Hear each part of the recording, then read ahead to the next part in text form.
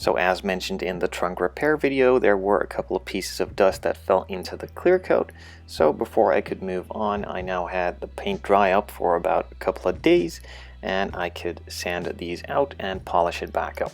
Just starting it with 3000, then going to 4000, 6000, 8000, and ending up at 12,000, and then going through all the polishing compounds to completely polish it back to a full gloss.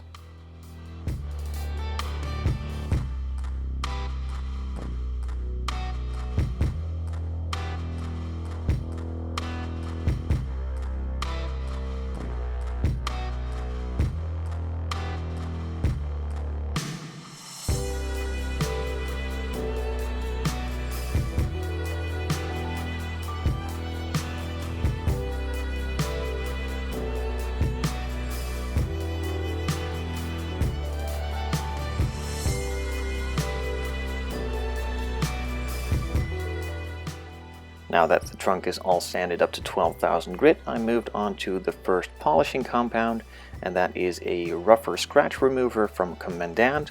It's number 3. It's a bit rougher than the Meguiar Scratch X, and that's the next stage that I will follow this up to.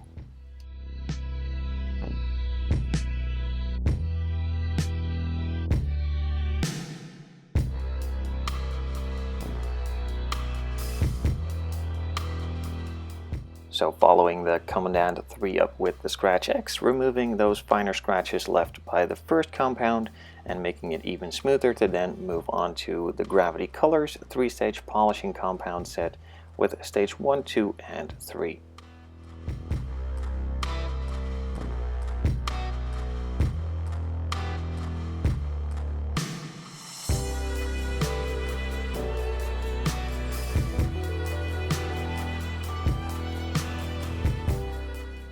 After finishing the Scratch X treatment, I moved on to the 3-stage Gravity Color polishing compound set, moving with stage 1 up to 2 and finishing it off with stage 3.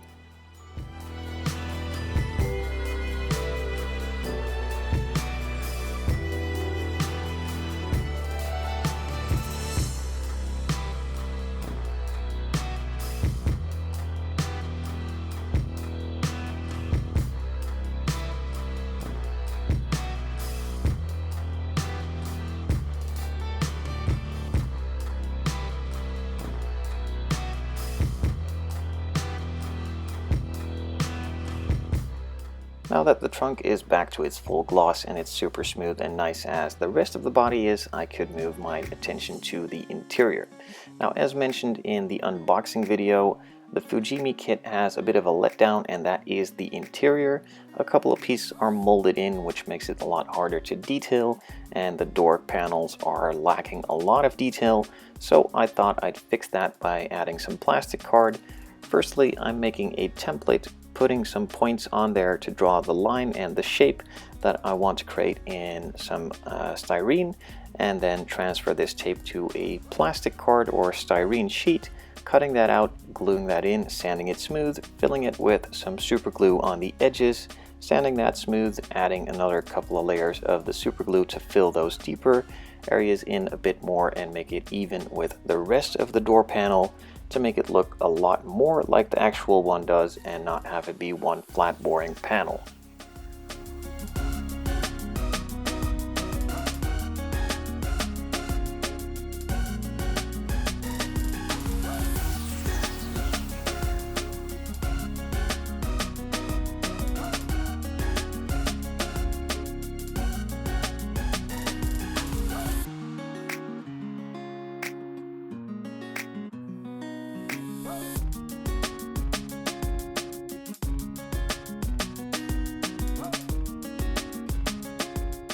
With the new door panel now glued onto the old door panel, giving it a lot more detail, the edge between these two panels can be filled in with some super glue.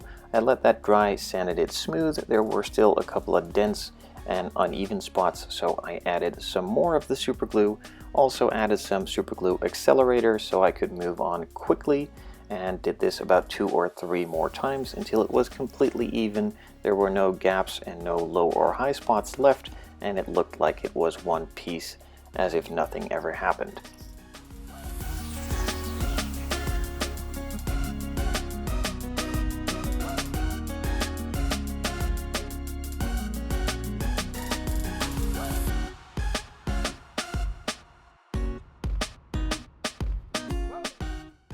So with the interior door panels now pretty much fixed and looking a lot more like the actual ones, I could move on to adding a couple of coats of primer on all these interior parts.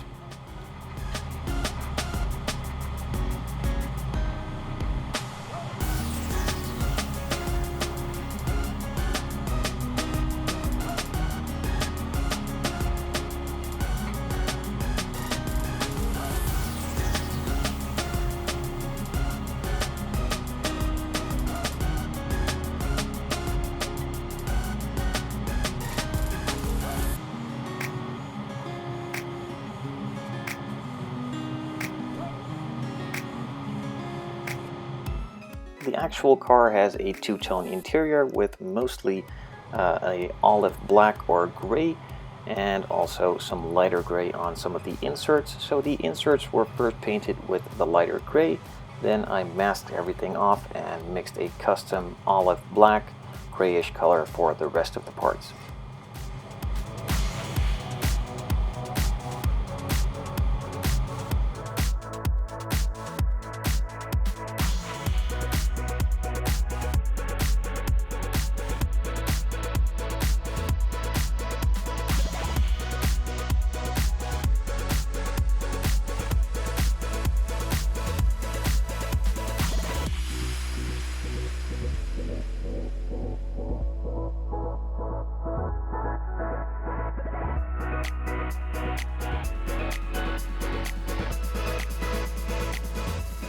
Now that all the inserts are masked off, I could move on to mixing my custom olive black grayish interior color with some olive gray from Zero Paints and some flat black to make it a lot darker, but not completely black it out.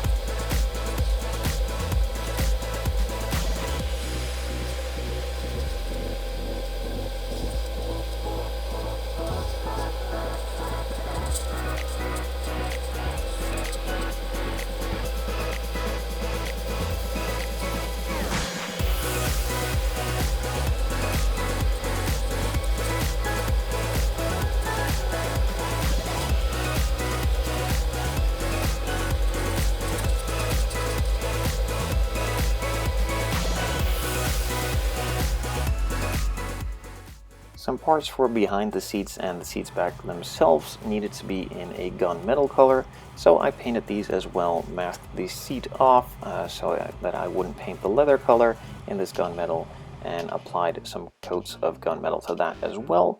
Everything was then masked off, and in the next video I will be detailing the interior fully out with a lot of carbon fiber, some various different colors, and try to do my best to simulate the actual interior.